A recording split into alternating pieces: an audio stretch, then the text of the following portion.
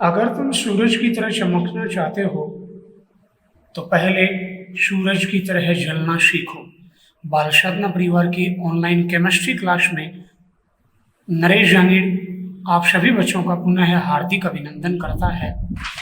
अपन ने पिछले वीडियो में बेटा जो बहुलक के बारे में अपन पढ़ रहे थे, बहुलक के चैप्टर में अपन ने एकलक, बहुलक, बहुलीकरण और बहुलक के वर्गीकरण के बारे में पढ़ा। पिछले वीडियो के अंदर अपन ने वर्गीकरण में जो बातें पढ़ी थी, सम बहुलक से है बहुलक तक आपको पढ़ाया गया है, जहां सम बहुलक में एकलक इकाइयां एक ही प्रकार की होती हैं, वहीं सह बहुलक में एकलक इकाइयां एक से अधिक प्रकार की होती हैं और वो आपस में जुड़कर और बहुलक का संश्लेषण करती हैं, बहुलक का निर्माण करती हैं। सह बहुलक का पीवीसी पॉलीथीन अपन ने एग्जाम्पल लिया था, और सम बहुलक का पीवीसी पॉलीथीन एग्जाम्पल लिए थे। इसी तरह के सह बहुलक में नाइलॉन डबल सिक्स, स्टाइरिलीन, ग्लिप्टॉल, बैकेलाइट, इस तरह के एग्जाम्पल अपन ने लिए थे। और इसमें जो एक इंपॉर्टेंट बात है वो ये पढ़ी थी अपन ने कि सह बहुलक जो होते हैं जितने भी, उनके नाम से पहले पॉली शब्द प्रयुक्त किया जाता है। उसके बाद बेटा अपन आज पढ़ते हैं जो कल तक अपन ने पढ़ा उससे आगे। साथ ही अपन ने संरचना के आधार पर बहुलकों के बारे में पढ़ा था कल। संरचना के आधार पर रेखीय बहुलक, जिसमें एकलिक इकाइयां परस्पर जुड़कर सीधी श्रृंखला बनाती हैं और पास व्यवस्थित हो जाती है, जिससे उनका घनत्व, तनन सामर्थ्य, गलनांक वो उच्च हो जाता है। पीवीसी, नाइलॉन, पॉलीएस्टर, एचडीपीई, ये रेखीय बहुलक के एग्जाम्पल है। सांख्यिक बहुलक में अपन ने पढ़ा एकलिक इकाइयां परस्पर जुड़कर मुख्य श्रृंखला बनाती हैं, जिनसे समान या असमान शाखाएं निकली होती हैं, जिनका गलनांक उतनांक कम होता है। कारण इनकी बहुलक श्रृंखलाओं के एकलक श्रृंखलाओं के मध्य आकर्षण बल क्या होता है, कम होता है। साथ में अपन ने पढ़ा उदाहरण इसके निम्न ग्रंथों है, पॉलीथीन, ग्लाइकोजन, एमिलोपेक्टिन आदि। तीसरा प्रकार पढ़ा था तिर्यक बंधित या नेटवर्क पॉलीमर, जिसमें एकलक इकाइयां द्विक्रियात्मक या त्रिक्रियात्मक होती हैं और बहुलक श्रृंखलाएं रेखीय होती हैं, जिनके मध्य प्रबल सहसंयोजक बंध पाया जाता है, अतः ये दृढ़, कठोर व भंगुर होते हैं। उदाहरण लिया था वल्नीकृत rubber, bakelite, melamine, formaldehyde, resin etcetera. आज अपन पढ़ते हैं बेटा जो वर्गीकरण में अगला जो पॉइंट है, बहुलकों के तापमान के प्रति व्यवहार के आधार पर। तापमान के प्रति व्यवहार के आधार पर बहुलक है वो दो प्रकार के होते हैं। पहला जो वर्गीकरण है, इसके अंदर पहला प्रकार ताप सुनम्य या ताप सुगट्टे बहुलक।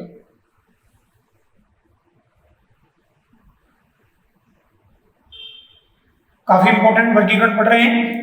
ई प्रकार का वर्गीकरण बहुलकों का तापमान के प्रति व्यवहार के आधार पर। तो ताप सुनम्य या ताप सुगट्टे बहुलक, जिनको इंग्लिश में बोलते हैं थर्मोप्लास्टिक पॉलीमर, ऐसे रेखीय या अल्पशाखित लंबी श्रृंखला वाले बहुलक जिन्हें बार बार गर्म करने पर नरम व ठंडा हो जाते हैं, बार बार गर्म करने पर नरम और ठंडा करने पर कठोर हो जाते हैं, वो कहलाते हैं ताप सुनम्य पॉलीमर बहुलक कहलाते हैं। जब इनको गर्म करते हैं फिर ठंडा करते हैं तो बार बार ये नई आकृति को प्राप्त कर लेते हैं। कारण क्या होता है, इनमें बहुलक श्रृंखलाओं के मध्य जब भी गर्म करते हैं तो कोई क्रॉस लिंक नहीं बनता,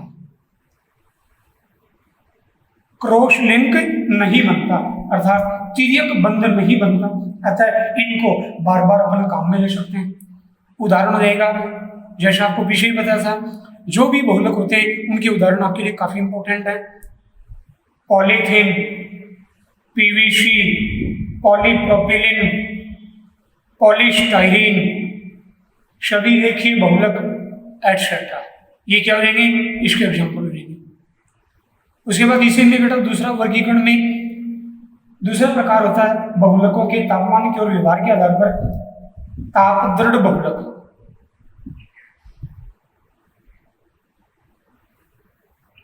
अंग्रेजी में बोलते हैं थर्मोसेटिंग पॉलीमर्स।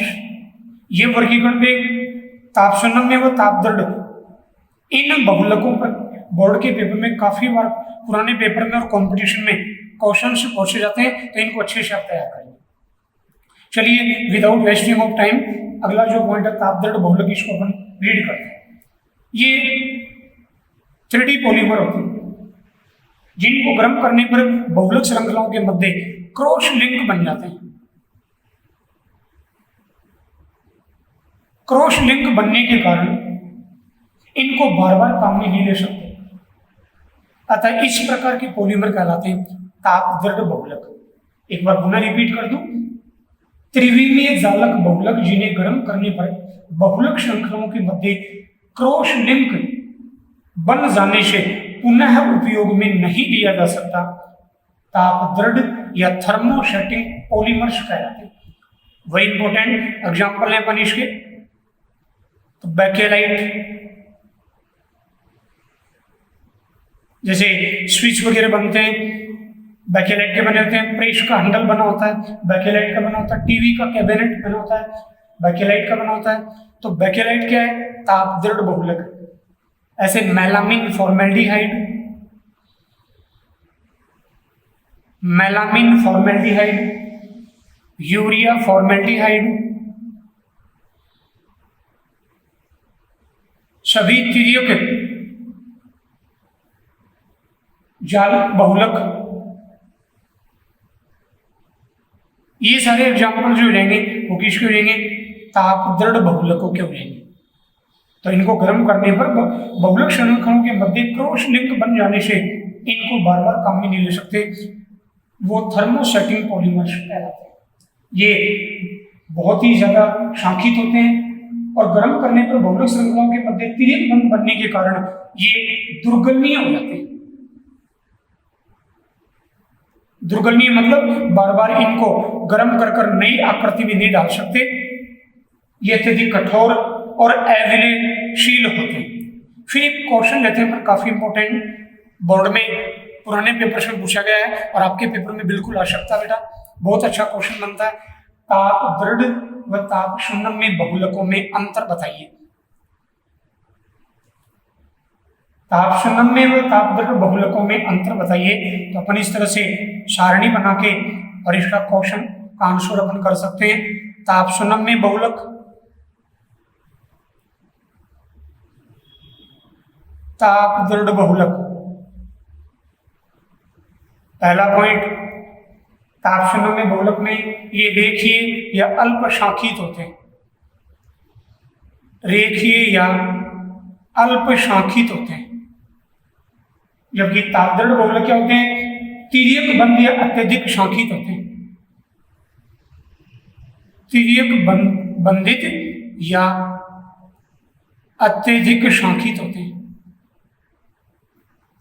ऐसे अपन दूसरा अंतरिम के अंदर करना चाहिए बेटा, इन्हें गर्म करने पर ये नरम हो जाते हैं और ये गर्म करने पर, इन्हें गर्म करने पर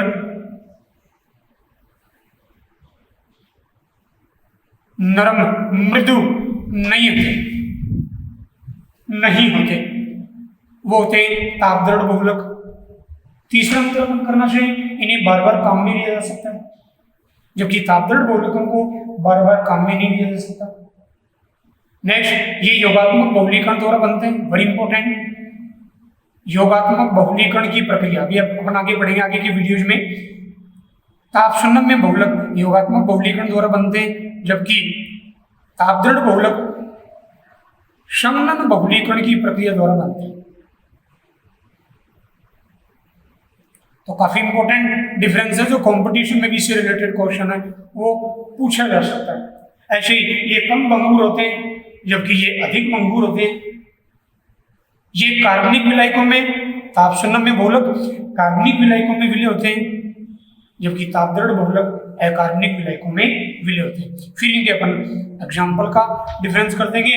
ताप संयम्य बहुलक जो होते हैं उनका अपन एग्जाम्पल लेना चाहिए बेटा, तो पीवीसी, पॉलीथीन, ऐसे ही ताप दृढ़ बहुलक के एग्जाम्पल लेना चाहिए, बैकेलाइट, यूरिया फॉर्मेल्डिहाइड, अभी आपको ऊपर पढ़ाया है, इनमें से एग्जाम्पल आप यहाँ इनके राइट कर सकते हैं। काफी अच्छा क्वेश्चन है बेटा, इसको आप तैयार करेंगे अच्छे से। और पीडीएफ फाइल से अपनी नोट्स की कॉपी में प्रॉपर आप रेगुलर अपने मैटर को नोट कर रहे होंगे, आई होप। और नहीं कर रहे तो रेगुलर करो, किसी वीडियो को मत छोड़ो। अपना टाइम बिल्कुल 9:30 बजे अपना टाइम फिक्स है, और अपना जो क्लास लगती है तुरंत इसको अच्छे से रीड करने के बाद अपना जो पीडीएफ फाइल से अपने नोट्स की कॉपी में ये सारे नोट्स हैं वो आप राइट करें। उसके बाद बेटा अपना अगला वर्गीकरण बढ़ते हैं आणविक बलों की प्रकृति के आधार पर। आणविक बलों के आधार पर बहुलकों का वर्गीकरण। देखिए, बहुलक के अणु के अंदर अंतराण्विक बल अधिक प्रभावी होते हैं, जिससे इनमें विशिष्ट गुण पाए जाते हैं। आपको मैंने पीछे बताया था कि बहुलकों का आकार बहुत बड़ा होता है, वृहद अणु कहते हैं। बड़े आकार के कारण इनमें विशिष्ट गुण उत्पन्न हो जाते हैं। बड़े आकार का कारण क्या होता है? बहुलक श्रृंखलाओं के मध्य प्रबल अंतराण्विक आकर्षण बल पाया जाता है। विशिष्ट गुणों की बात करें, जैसे तनन सामर्थ्य, कठोरता है, दृढ़ता है, प्रत्यास्थता है, ये गुण क्या होते हैं? इनके बेटर होते हैं। ये गुण इनके अंदर क्रिएट हो जाते हैं, उत्पन्न हो जाते हैं। अतः बहुलकों को आणविक बलों की प्रकृति के आधार पर दो भागों में डिवाइड किया है। एक होते हैं प्रत्यास्थ बहुलक, इलास्टोमर्स, जिनको रबर भी कहा जाता है, और दूसरे होते हैं रेशे बहुलक या रेशेदार बहुलक। तो प्रत्यास्थ बहुलक की बात करें, इनकी संरचना कुंडली नुमा होती है। संरचना क्या होती है? कुंडली नुमा होती है, जिनके मध्य बहुलक श्रृंखलाओं के मध्य जो कुंडली नुमा है, दुर्बल अंतराण्विक आकर्षण बल पाया जाता है। अतः जब इनको खींचा जाए, बल लगाकर इनको खींचा जाए, तो ये एक निश्चित सीमा तक लंबे किए जा सकते हैं। इस तरह से रहेंगे एक निश्चित सीमा तक, और बल को हटा दिया जाए तो पुनः अपनी प्रारंभिक अवस्था में लौट आएंगे। इनके नाम से पता चल रहा है। इस प्रकार के बहुलक आणविक बलों की प्रकृति के आधार पर वो बहुलक क्या करेंगे? प्रत्यास्थ बहुलक, इलास्टोमर्स कहलाते हैं, जिनको रबर भी कहा जाता है। यदि बहुलक श्रृंखलाओं के मध्य कुछ तिर्यक बंधों को प्रवेशित करवा दिया जाए, तो इनमें जो प्रत्यास्थता का गुण है वो क्या कर सकते हैं बेटा? इंक्रीज कर सकते हैं। फिर इसके एग्जाम्पल लेते हैं। एग्जाम्पल की बात इस चैप्टर में बहुलकों के वर्गीकरण में अपन एग्जाम्पल वगैरह पढ़ रहे हैं, काफी इंपॉर्टेंट है। आपके कंपटीशन के पेपर के लिए भी काफी इंपॉर्टेंट है, जो आपको रेगुलर मैं वीडियोज में आपको बता रहा हूँ। बहुलक के उदाहरण लेना चाहे अपन, ब्यूना प्रत्यास्थ बहुलक, ब्यूना एन, आगे अपन इनके बारे में पढ़ेंगे अच्छे से आने वाले वीडियोज में। ब्यूना एश, वर्णीकृत रबर, नियोप्रीन, इस प्रकार के बहुलक है वो प्रत्यास्थ बहुलकों की श्रेणी में थे। दूसरा वर्गीकरण कर ले तो रेशेदार बहुलक। रेशेदार बहुलक, ये इनको इंग्लिश बोलते हैं फाइब्रस बहुलक या धागा। अब इनके नाम से स्पष्ट है धागा, इनके नाम से स्पष्ट है, देखो धागा, इसका मतलब धागे का उपयोग वस्त्र निर्माण में करते हैं। ऐसे आप कुछ अटैच करके इनको सिंपल वे में इनको तैयार कर सकते हैं। देखिए बेटा, शुरू करते हैं रेशेदार। इनमें बहुलक में या इन बहुलकों में जो एकलक अणु होते हैं उनके मध्य प्रबल असंख्य हाइड्रोजन बंध उपस्थित होते हैं, अतः इनकी तनन सामर्थ्य वो क्या होती है? बहुत ज्यादा होती है। दोबारा बता दूं, इन बहुलकों में एकलक अणुओं के मध्य असंख्य प्रबल हाइड्रोजन बॉन्ड उपस्थित होते हैं, अतः हाइड्रोजन बॉन्ड उपस्थित होने से एकलक अणु जुड़कर जब रेशेदार बहुलक बनाते हैं तो इससे इन बहुलकों की तनन सामर्थ्य क्या हो जाएगी? ऊंच हो जाएगी। और बहुलक श्रृंखलाएं क्लोज पैक्ड होती हैं। क्या होती है? निबिड़ संकुलित होती है। मैं क्या बोल गया? इसका क्या तात्पर्य बेटा? पहले चैप्टर में अपन पढ़ेंगे सॉलिड स्टेट। पहला जो चैप्टर अपना सॉलिड स्टेट, इस चैप्टर में अपन पढ़ेंगे कि किसी ठोस में अवयवी कणों की ऐसी व्यवस्था जिसमें न्यूनतम स्थान में अधिकतम कण रह सके। बहुत ही अच्छे तरीके से आपको क्लास में पढ़ाया जाएगा नेक्स्ट टाइम, या वीडियोज में आपको पढ़ाया जाएगा कि किसी क्रिस्टलीय ठोस की, किसी ठोस में अवयवी कणों की ऐसी व्यवस्था जिसमें न्यूनतम स्थान में अधिकतम कण रह सके, वो व्यवस्था कहलाती है क्लोज पैकिंग। सीई, क्लोज पैकिंग। क्लोज पैकिंग से किसी ठोस में घनत्व का मान बढ़ता है, इससे उसकी स्टेबिलिटी, स्थायित्व वो भी इंक्रीज होती है, डेंसिटी, घनत्व वो भी इंक्रीज होता है। ये सारा अपन पहले लेसन पढ़ेंगे ठोस अवस्था। चलिए अपने इस बहुलक वाले चैप्टर में आते हैं, वर्गीकरण पढ़ रहे हैं आणविक बलों के आधार पर। रेशेदार बहुलक, रेशेदार बहुलकों में एकलक अणुओं के मध्य असंख्य प्रबल हाइड्रोजन बंधु उपस्थित होने से इनमें बहुलक श्रृंखला, बहुलक जो होते हैं इनकी तनन सामर्थ्य उच्च होती है और ये श्रृंखलाएं क्लोज पैक्ड होती हैं। इससे इनका गलनांक क्या हो जाएगा, उच्च हो जाएगा। इनका उपयोग वस्त्र निर्माण में किया जाता है। इन सब गुणों के कारण इन सब का उपयोग किसमें करते हैं बेटा, वस्त्र निर्माण में किया जाता है। उदाहरण लेना चाहिए इसके, काफी इंपॉर्टेंट, मैंने उदाहरणों की बात सभी के लिए, सभी प्रकार के वर्गीकरण में आपको बताई है। जैसे रेयॉन पॉलीएमाइड बहुलक, काफी इंपॉर्टेंट बात सुन रहे हो आप, पॉलीएमाइड बहुलक। जैसे अब आपसे ये पूछा जाए किसी एक पॉलीएमाइड बहुलक का उदाहरण बताइए, तो बेटा देखिए, पहले तो ये देखिए आप, पॉलीएमाइड का मीन क्या हुआ, एमाइड, ये बॉन्ड एमाइड बॉन्ड होता है, आपको ऐसे आइडेंटिफाई करना। इसको बोलते हैं CONH, एमाइड बॉन्ड। ये बॉन्ड बहुत सारे हो तो पॉली जुड़ जाएगा, पॉलीएमाइड, यानी ऐसे पॉलीमर जिनमें एकलक आपस में जुड़कर जब बहुलक बनाते हैं तो उनके अंदर इस प्रकार के बॉन्ड बहुत ज्यादा हो। और वो पीछे की वीडियो में आपको पढ़ा दिया, तो नाइलॉन डबल 6, ऐसे अपन और एग्जाम्पल लेना चाहिए, नाइलॉन 6 जिसका एकलक होता है कैप्रोलैक्टम, तो स्पेशली पॉलीएमाइड में आता है नाइलॉन डबल 6। फटाफट नाइलॉन डबल 6 के एकलकों का, एकलक कौन कौन से होते हैं उनके नाम कमेंट बॉक्स में लिखकर भेजिए। देखते हैं कितने बच्चे रेगुलर पढ़ रहे हैं और रेगुलर वीडियोज को देख रहे हैं। ऐसे अपन रेशेदार बहुलकों के उदाहरण लें, रेयॉन, नाइलॉन डबल 6, प्राकृतिक रेशे, उदाहरण लें प्राकृतिक रेशों के, जैसे कपास,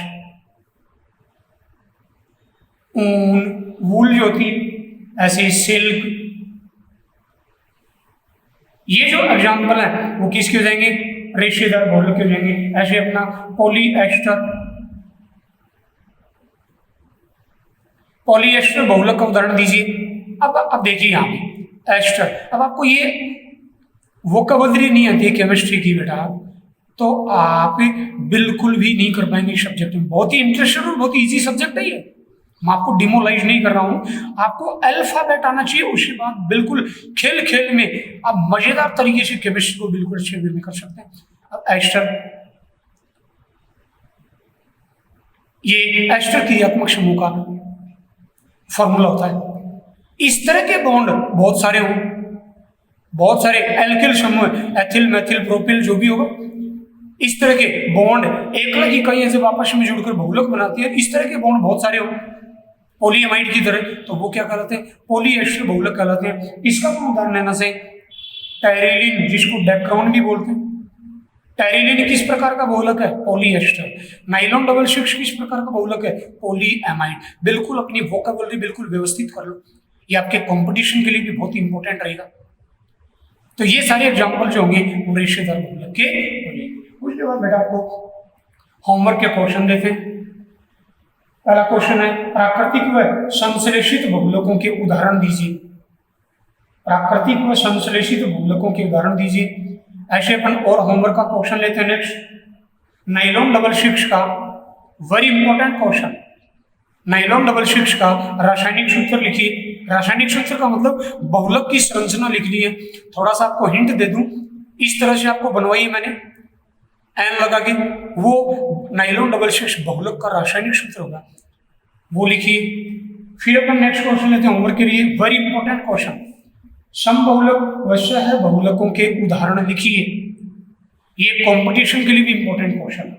समबहुलक व सह बहुलकों के उदाहरण लिखिए। और नेक्स्ट क्वेश्चन एक एक्सरसाइज का क्वेश्चन मैं कर रहा हूं, बहुलीकरण की विधि के आधार पर बहुलकों के कितने प्रकार होते हैं, लिखिए। तो 2 प्रकार होते हैं, आंसर होगा इसका सॉल्यूशन योगात्मक बहुलक व समनन बहुलक।